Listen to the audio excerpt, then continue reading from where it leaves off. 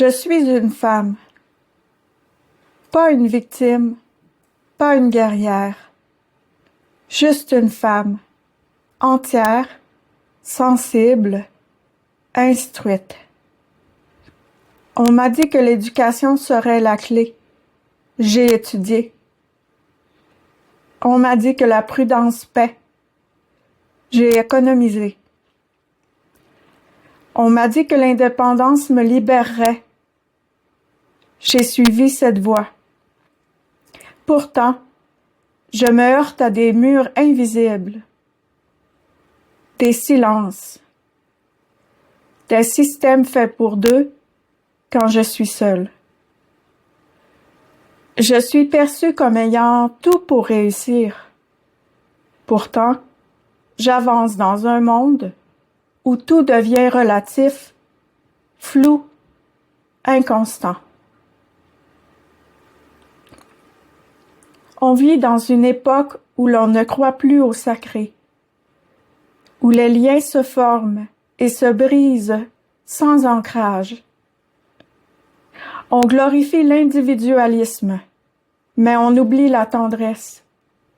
Les relations s'effritent, les engagements s'effacent, les cœurs s'endurcissent derrière des écrans et des jeux de rôle.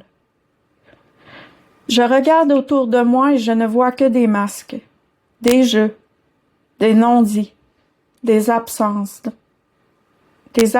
d'empathie. On ne se marie plus, on ne s'engage plus, on ne s'excuse plus, on glisse, on remplace, on swipe. Et moi, dans tout ça, j'ai le front d'encore espérer. Espérer un monde plus vrai. Un lien qui ne se brise pas au premier réconfort. Une société qui reconnaît la valeur de l'authenticité, du soin, de la patience.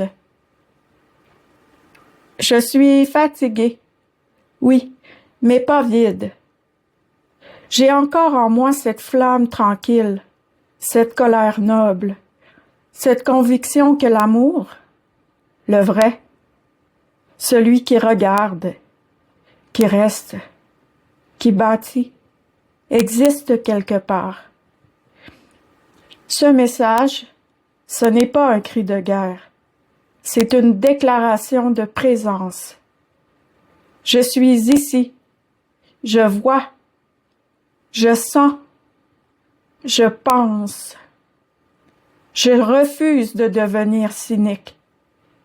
Si l'époque ne sait plus ce que vaut une femme sincère, alors je resterai sincère malgré elle.